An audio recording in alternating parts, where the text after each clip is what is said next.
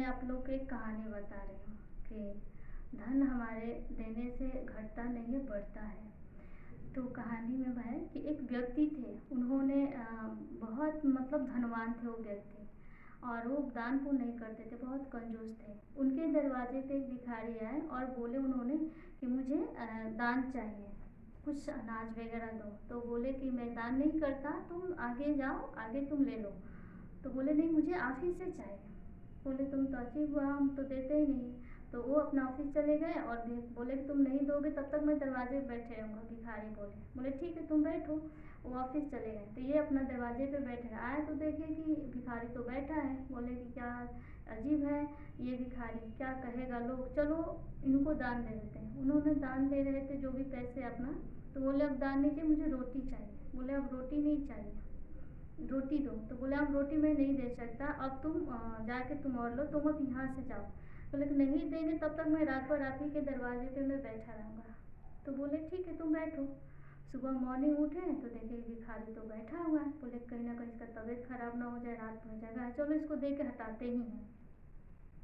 फिर वो व्यक्ति ने दिए, तो बोले कि नहीं अब मुझे रोटी नहीं चाहिए, कुआं चाहिए। बोले तुम अजीब हाल हो, कैसे भिखारी हो तुम कि तुम अब कह रहे को रोटी नहीं चाहिए, अब मुझे कुआं चाहिए। तो कुआं अब तुम्हारे लिए मैं कैसे दूंगा, तो आपको देना पड़ेगा राजन। और उस कुएं से हम पानी एक बूंद भी नहीं घटना चाहिए, एक मग भी आपको निकालता है तो कम नहीं होनी चाहिए।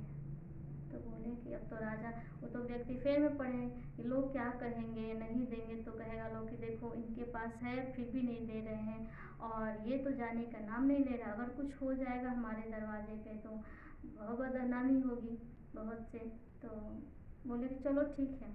तो वो व्यक्ति ने एक कुएं नहीं 2 कुएं खुदवाए, और एक में कुएं, दोनों कुएं में पानी थे। बस देख रहे थे कि बोले थे कि जो मेरे कुआं है उसमें से पानी नहीं घटना चाहिए, तो रोज मापते थे उस कुएं में से तो पानी घटता था। और जो दूसरा कुआं था एक गांव के लिए खुदवाया गया था, तो उस गांव से जितने लोग पानी निकालते थे उस कुएं में पानी भर रहा था।